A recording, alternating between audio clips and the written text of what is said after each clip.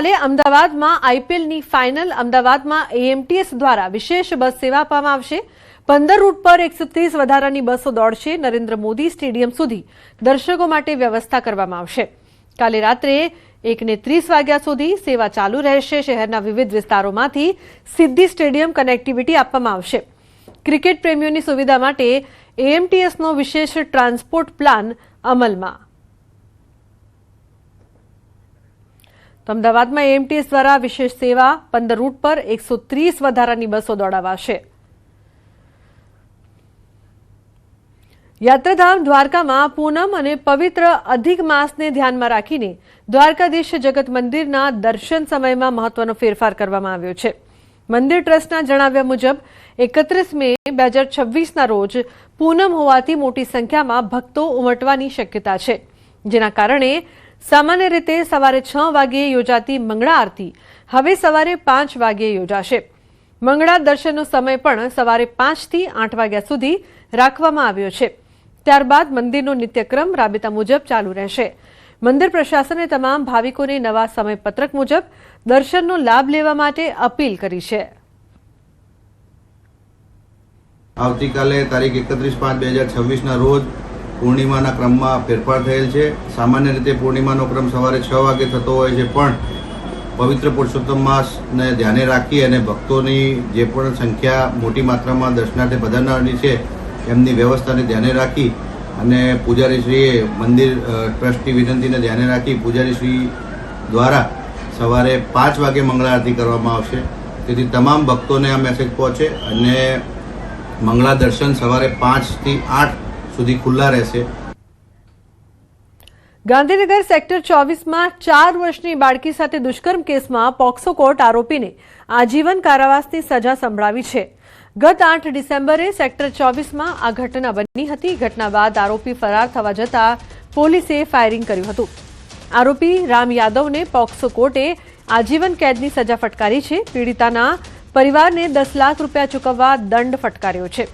પોલીસે 13 દિવસમાં ચાર્જશીટ દાખલ કરી હતી। 5 મહિનાની અંદર કેસની સુનાવણી પૂર્ણ થઈ। ગાંધીનગરના ચકચાર ભર્યા 4 વર્ષની દીકરીના બળાત્કારના કેસમાં આજે સ્પેશિયલ પોક્સો કોર્ટે આરોપીને આજીવન કેદની સજા અને મોટો દંડ કરેલો છે, જેમાં ભોગ બનનાર દીકરીને 10 લાખ રૂપિયાનું વળતર આપવાનો હુકમ કરેલો છે। સદર ગુનો ડિટેક્ટ કર્યા પછી 13 દિવસની અંદર જ ચાર્જશીટ કરવાનો 4 વર્ષની દીકરી પર જે બળાત્કાર કરવામાં આવેલ હતો, જે એ વૈજ્ઞાનિક અને ટેકનિકલ પુરાવા આધારે ડિટેક્શન થયેલ છે અને જે સજા સંભળાયેલ છે એનું તપાસ કર્યા પછી એક આનંદની લાગણી અનુભવું છું। સુરેન્દ્રનગર જિલ્લામાં રેતીના ગેરકાયદેસર ખનન પર રાજકોટ રેન્જ આઈજીની ટીમે દરોડા કર્યા છે।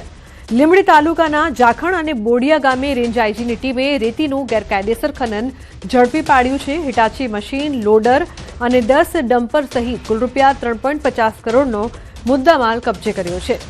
ગેરકાયદેસર ખનન કરનાર જાખણ ગામના મહાવીરસિંહ રાણા તેમજ બોડિયાના ભરતભાઈ ભરવાડ વિરુદ્ધ કાયદેસરની કાર્યવાહી હાથ ધરવામાં આવી છે। સ્થાનિક પોલીસ તેમજ ખાણ ખનીજ વિભાગને અંધારામાં રાખીને રાજકોટ રેન્જની ટીમે દરોડા કરતા સ્થાનિક પોલીસ અને ખાણ ખનીજ વિભાગની કામગીરી શંકાના દાયરામાં। મોરબીના અમરેલી ગામેથી પણ ગેરકાયદેસર ખનન ઝડપાયું છે। અક્ષય જોડાય છે ફોન લાઈન પર વધુ માહિતી આપવા માટે। અક્ષય, શું વધુ વિગત છે આ સમગ્ર મામલે? ચોક્કસથી વાત કરવામાં તો સુરેન્દ્રનગર જિલ્લામાંથી જે ભોગાવો નદી પસાર થાય છે, આ ભોગાવો નદીમાંથી મોટા પ્રમાણમાં ગેરકાયદેસર રેતીનું ખનન થતું હોવાની ફરિયાદો ઉઠી રહી છે। તેમ છતાં સ્થાનિક તંત્ર જે છે તેની નિષ્ક્રિયતાને લઈને ખનીજ માફિયાઓ બેફામ રેતીનું ખનન કરી રહ્યા છે। ત્યારે રાજકોટ રેન્જ આઈજીની ટીમ દ્વારા લીંબડી તાલુકાના 2 અલગ અલગ ગામોમાં દરોડા કરી ગેરકાયદેસર રેતીનું ખનન છે ઝડપી પડ્યું હતું। સ્થળ પરથી ખનન માટેના સાધનો તેમજ રેતી વહન કરવા માટેના વાહનો સહિત કુલ રૂપિયા 3.50 કરોડના મુદ્દામાલ ઝડપી પડવામાં આવ્યો છે। સ્થાનિક પોલીસ તેમજ ખાણ ખનીજ વિભાગ જે છે તેમની મીઠી નજર હેઠળ જ આ સમગ્ર જે છે ગેરકાયદેસર ખનન એ ચાલતું હોવાનું પણ ક્યાંક ને ક્યાંક લોકોમાં ચર્ચાઈ રહ્યું છે। જી બિલકુલ અક્ષય, આભાર સમગ્ર માહિતી બદલ। સુરત જિલ્લા એસઓજીને મોટી સફળતા મળી છે। વાહન ચેકિંગ દરમિયાન ઝડપાયો છે હાઇબ્રિડ ગાંજો। અમદાવાદ મુંબઈ નેશનલ હાઈવે પર ઝડપાયો છે ગાંજો। ખાનગી ટ્રાવેલ્સ બસમાંથી 9 કિલો હાઇબ્રિડ ગાંજો કબજે કરવામાં આવ્યો છે। કામરેજના વલથાણ ગામ નજીક વાહન ચેકિંગ, ગાંજો, 2 મોબાઈલ ફોન સહિત 1.50 કરોડનો મુદ્દામાલ જપ્ત કરવામાં આવ્યો છે। એક આરોપીની ધરપકડ, અન્ય એક આરોપી વોન્ટેડ જાહેર. બસ જોધપુરથી બેંગલુરુ તરફ જઈ રહી હતી. આરોપી અગાઉ પણ 2 વખત ગાંજાની હેરાફેરીમાં ઝડપાઈ ચૂક્યો હોવાનું સામે આવ્યું છે. તો એસઓજીએ એનડીપીએસ એક્ટ હેઠળ ગુનો નોંધીને વધુ તપાસ હાથ ધરી છે. અન્ય સમાચાર વડોદરાથી. વડોદરામાં દારૂની હેરાફેરી ઝડપાઈ છે. દારૂ છુપાવવા બુટલેગરોનો નવો કિમિયો. બુટલેગરો હવે ટ્રાવેલ્સની બસનો ઉપયોગ કરવા લાગ્યા છે. એલસીબી ઝોન 3એ દારૂની ડિલિવરી માટે આવેલી બસ ઝડપી પાડી છે. મધ્યપ્રદેશ પાસિંગની બસ સુરતથી અમદાવાદ તરફ જઈ રહી હતી. વાઘોડિયાથી તરસાલી બ્રિજ જતા વચ્ચે પોલીસે આ કાર્યવાહી કરી છે. તો દારૂ સહિત 26,88,600નો મુદ્દામાલ જપ્ત. બસ ચાલક બાબરમલ ગાડરીની ધરપકડ કરવામાં આવી છે. રાજસ્થાનના 3 સપ્લાયરોને વોન્ટેડ જાહેર કરાયા છે. પંચમહાલ, દાહોદ અને મહીસાગર જિલ્લાના પશુપાલકો માટે સારા સમાચાર છે. પંચમહાલ ડેરી દ્વારા પશુપાલકોને દૂધના ચૂકવવામાં આવતા ભાવમાં વધારો કરાયો છે. પશુપાલકોને પ્રતિ કિલો ફેટ દૂધના ખરીદના ભાવમાં 10 રૂપિયાનો વધારો કરાયો, જે 1 જૂન 2026થી પશુપાલકોને ચૂકવવામાં આવશે. પંચમહાલ, મહીસાગર અને દાહોદ જિલ્લાના 2.5 લાખ ઉપરાંત પશુપાલકોની ઉનાળાની પરિસ્થિતિને ધ્યાનમાં લઈને ચેરમેન જેઠાભાઈ ભરવાડે લીધો છે આ મહત્વપૂર્ણ નિર્ણય. પંચમહાલ, દાહોદ અને મહીસાગર 3 જિલ્લાના દૂધ ઉત્પાદકોના જીવન ધોરણમાં સુધારો થાય એ હેતુસર 2026માં બીજી વાર કરાયો છે ભાવ વધારો. ડેરી દ્વારા દૂધનો કિલો ફેટનો ભાવ અગાઉ પ્રતિ કિલો ફેટના 865 રૂપિયા ચૂકવવામાં આવતા હતા, જે હવે 10 વધારીને પ્રતિ કિલો ફેટના 875 રૂપિયા ચૂકવવામાં આવશે. રાજેશ જોડાયા છે ફોન લાઈન પર વધુ માહિતી આપવા માટે. રાજેશ, શું વધુ વિગત સમગ્ર મામલે? પંચમહાલ ડેરી પંચમહાલ, દાહોદ અને મહીસાગર જિલ્લાના જે પશુપાલકો છે તેમના જીવાદોરી સમાન ડેરી છે.